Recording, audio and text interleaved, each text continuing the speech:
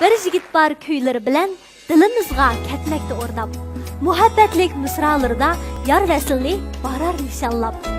İsmi onun Del Murat Muhtar. Tilikimiz turğusi çaqnap, bizgi taqdim etmekçi bir kuy. Ger qo'shilsa yardım.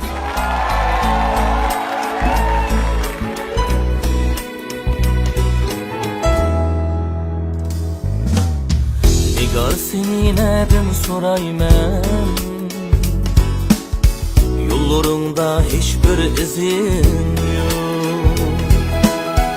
Nigar seni neden sorayman, yollarında hiçbir izin yok. Güllerini kaydın kurayman, bağlarında hoşbuy hidim yok. Güllerini neden kurayman, bağlarında hoşbuy hidim yok.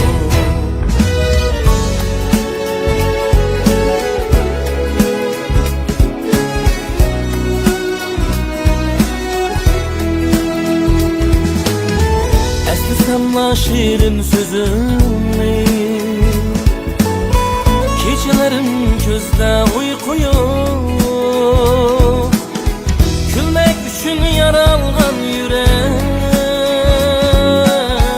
lekin sende gülge sada yok. Gülmek üçün yaralgan yürek, lekin sende gülge sada yok.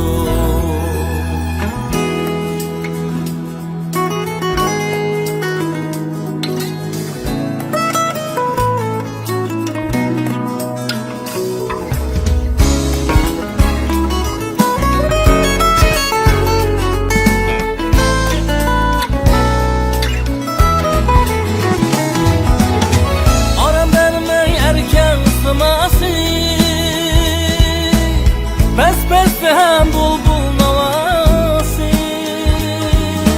yasa kıymayı dilim yarası.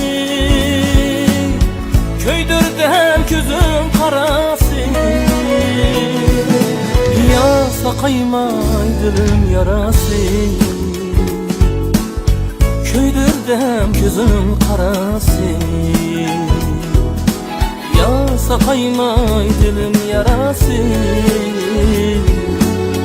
Köydürdü hem gözüm karası.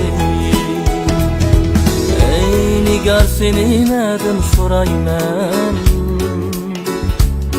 yollarında hiçbir izin yok. Güllerini neden kurayman, bağlarında hoşboy hidim yok. Bağlarında hoşboy hidim yok.